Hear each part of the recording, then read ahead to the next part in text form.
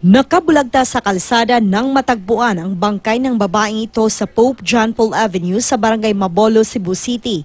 Hinihinalang na biktima ng hold-up kahapon ng madaling araw ang 37 anyos na biktima ang call center agent na kinilalang si Lorraine Temple. Batay sa investigasyon galing sa duty at pauwi na sana sa kanyang tinitirhan sa Lapu-Lapu City ang biktima. Hinablot daw ng dalawang salaring nakamotorsiklo ang bag ni Temple habang naglalakad siya. Pero nagmatigas daw ang biktima at doon na binaril ng isa sa mga salarin. Nagtamo siya ng tama ng bala sa dibdib. Kita nga ang motibo is pagpanulis. However, ning resist man ang biktima. Ingong pa ganitong uban nga witness is nagbinirahay pa sila. Na nilabay nga kuan, isa ka driver sa kuan, nakasinggit pa gani nga ihatag na lang na day. Murag dili man doon ihatag niya.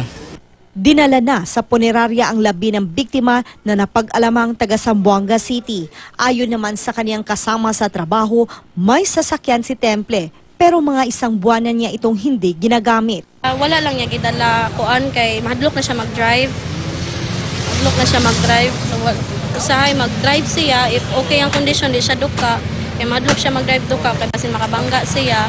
If duka feel niya duka so magkuan siya, mag-commute na lang siya.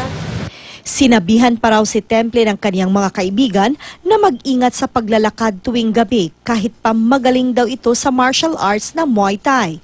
At least sa exercise po niya nga mag-walking na lang sad siya. So ginaing na muna siya nga pag-amping diha kay kuyaw kayo na din na dagaguan. Pero siya nga okay lang kay kaya ra daw niya i-protect iyang self kay nagkaton lagi daw siya kuan white tie.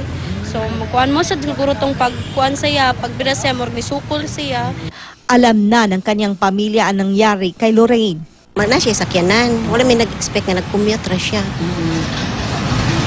So kada atong nagkuan na disgrasya yang murag nakabangga siya ba? Murag na phobia na daw siya. So mao di na niya gamiton yang auto. Hadlok na siya. Patuloy ngayong inaalam ng pulisya kung sino ang mga nang-hold up at pumatay sa biktima. Chona Carion, Nagbabalita, Pilipinas.